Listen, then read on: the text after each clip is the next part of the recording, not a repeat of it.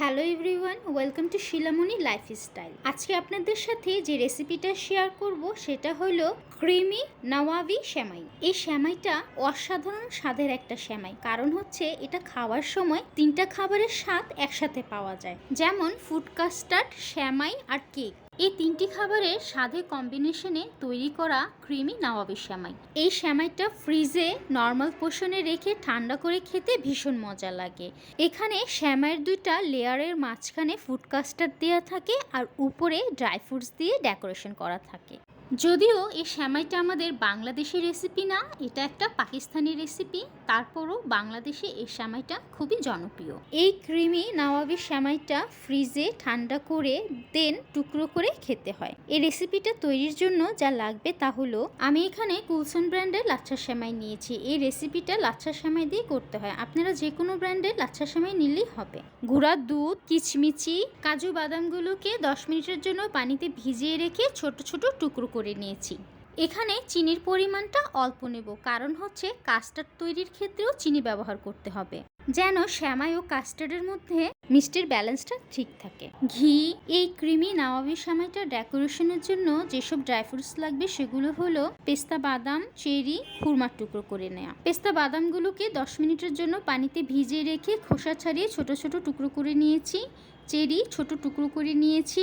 খুরমাগুলোকে একটু সফট করার জন্য 10 মিনিটের জন্য পানিতে ভিজিয়ে রেখে ছোট টুকরো করে নিয়েছি। আমি এখানে যে সকল ড্রাই ফ্রুটসগুলো ইউজ করেছি আপনারা চেষ্টা করবেন সবগুলো ড্রাই ফ্রুটস দেওয়ার, এতে করে সেমাইয়ের স্বাদটা অনেক ভালো হয়। কাস্টার্ড তৈরি করার জন্য যা লাগবে তা হলো তরল দুধ। কাস্টার্ডটাকে একটু বেশি মজাদার আর ক্রিমি করার জন্য আমি এখানে এক্সট্রা পাউডার মিল্ক নিয়েছি। সাথে লাগবে কাস্টার্ড পাউডার, যেহেতু কাস্টার্ড পাউডারে অলরেডি বার্লি বা অ্যারারুট, সাথে ভ্যানিলা পাউডার আর সামান্য পরিমাণ ইয়েলো কালার পাউডার অ্যাড থাকে। তারপরও আমি এখানে এক্সট্রা করে অ্যারারুট বা বার্লি নিয়েছি, যেন কাস্টার্ডটা আরও বেশি ঘন হয়। এখানে চিনির পরিমাণটা একেবারে অল্প নেব, কারণ হচ্ছে কাস্টার্ডটা বেশি মিষ্টিও হবে না, আবার একেবারে কমও হবে না, একটা মিডিয়াম লেভেলের মধ্যে মিষ্টি হবে। এখন পাউডার মিল্ক, কাস্টার্ড পাউডার আর বার্লির মধ্যে অল্প পরিমাণ পানি অ্যাড করে দিয়ে চামচ দিয়ে সবকিছু ভালো করে মিশিয়ে নেব।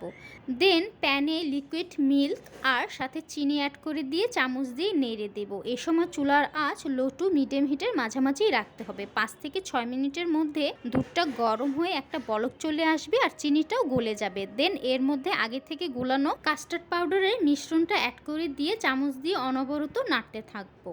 4 থেকে 5 মিনিটের মধ্যেই দেখতে পারবো দুধের মিশ্রণটা অনেক ঘন হয়ে এসেছে। এখন চুলার আঁচটা একেবারে লো হিটে করে দিয়ে আরও 8 থেকে 10 মিনিট অপেক্ষা করব, যেন কাস্টার্ডটা একেবারে ঘন হয়ে কাস্টার্ডের মধ্যে একটা থকথকে ভাব চলে আসে। এখন দেখতেই পাচ্ছি কাস্টার্ডটা রেডি হয়ে গেছে। কাস্টার্ডটা অলরেডি অনেক ক্রিমি হয়ে গেছে। এখন চুলাটা বন্ধ করে দেব আর কাস্টার্ডটাকে রেস্টে রেখে দেব, যেন কাস্টার্ডটা টোটালি ঠান্ডা হয়ে যায়। যখন এটা ঠান্ডা হয়ে যাবে তখন এটা আরও বেশি ঘন হয়ে যাবে।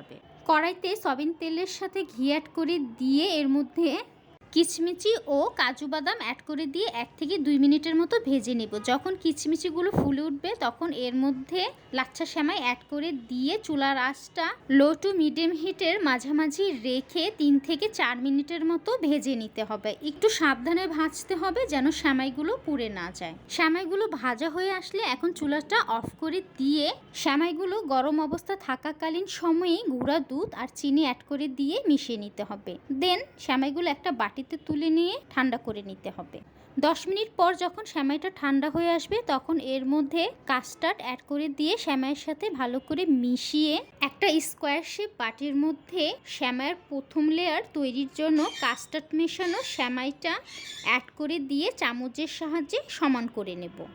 দেন এর মধ্যে খুরমা টুকরো অ্যাড করে দিয়ে চামচ দিয়ে একটু প্রেস করে দেব, যেন সেমাইয়ের মধ্যে এটা ভালো করে সেট হয়ে যায়। এখন ঠান্ডা করা ঘন কাস্টার্ডটা সেমাইয়ের উপরে অ্যাড করে সেমাইয়ের সেকেন্ড লেয়ার তৈরির জন্য আবারও কাস্টার্ড মেশানো সেমাইটা অ্যাড করে দিয়ে হালকা করে চামচ দিয়ে সেমাইটাকে সমান করে নিতে হবে। দেন সেমাইয়ের উপরে পেস্তা বাদাম কুচি ও চেরি কুচি অ্যাড করে দিয়ে চামচ দিয়ে খুবই হালকা করে প্রেস করে সেমাইয়ের মধ্যে সেট করে দিতে হবে। এখন এই সেমাইটাকে 2 থেকে 3 ঘন্টার জন্য ফ্রিজের নর্মাল পোর্শনে রেখে দেব ঠান্ডা করার জন্য। এতে করে কাস্টার্ডটা ঘন হয়ে ক্রিমের মতো ভালো করে সেমাইয়ের সাথে সেট হয়ে যাবে। 2 ঘন্টা পর সেমাইটাকে বের করে একটা ছুরির সাহায্যে পছন্দ অনুযায়ী টুকরো করে নিতে হবে। এখন একটা চামচের সাহায্যে সেমাইয়ের টুকরোগুলোকে মাঝখান থেকে তুলে একটা সার্ভিং ডিশে নিয়ে নেব। তৈরি হয়ে গেল অসাধারণ স্বাদে ক্রিমি নাওয়াবি সেমাই। Thank you everyone for watching my video and please subscribe my channel for more videos.